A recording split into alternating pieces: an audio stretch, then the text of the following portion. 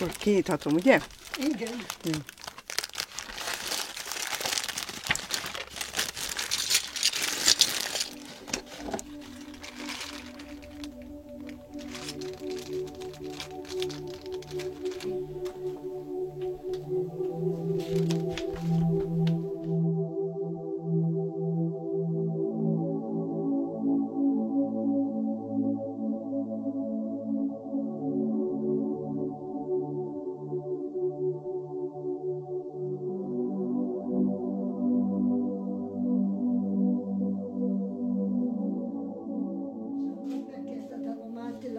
Hát, ha mellőve vele segítek. És akkor ezt ajándékozod annak, aki megcsinálja a túrát? Aki az összes túra, összes fokozatát megcsinálja. És vannak ilyenek? Igen, már 5 van. 5-en, tényleg? Tényleg. Hogy? Itt kérdések vannak. Ja, csak kérdésekből derül ki, hogy jár-e ott. Igen, arra kell válaszolni, hogyha nézzük csak, ott milyen van, kérdések. akkor... A zsinati irodában mi a funkciója annak a teremnek, amelyben az emléktábla van? Folyosó. Igen, előttén. Előttén, aha. A túráimat mindig úgy csinálom, hogy legyen benne valami kulturális néznivaló. Tehát mondom én, hogy épp testben, épp lélek. Tehát a túra ne csak a testnek adjon, hanem a léleknek is.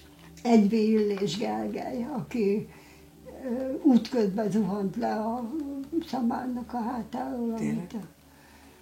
Amikor vitték őket a börtönből, vitték oda, hogy eladják Gályalabnak. Nem tudom már, hogy hol olvastam, de valahol olvastam, hogy másoknak is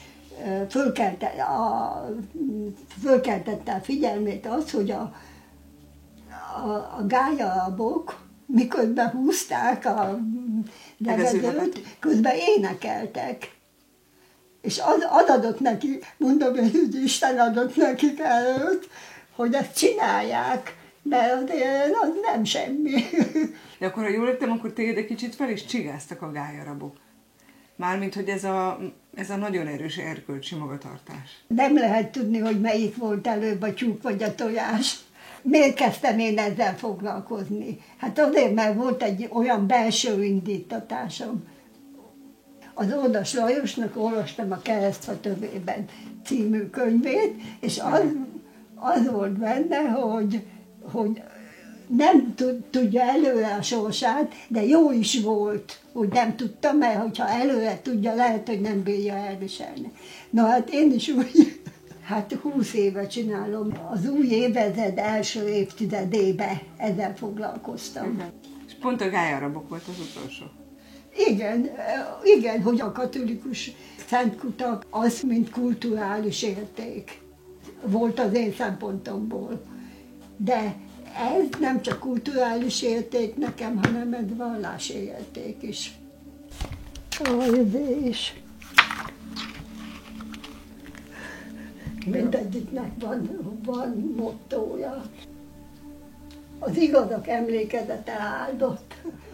Ugye a Bibliában sokszor mondta az Isten, hogy olvassát, vagy mondjátok el a fiaitoknak. Tehát tulajdonképpen úgy él a hagyomány is, meg a kulturális értékek is úgy őrződnek meg, hogyha mondjuk a fiainknak. Nehogy teljesen feledésbe merüljenek, mert ha most még a gyülekezetben is, hogyha megkérdezed, hogy hányan ismerik a gályok, hát lehet, hogy azt mondja, hogy én valamit hallottam róla, de valójában semmit nem tud. Zömébe, itt a Dunántúlon van, a Győr-Moson-Sopron megyébe, és egy kicsi van itt északon.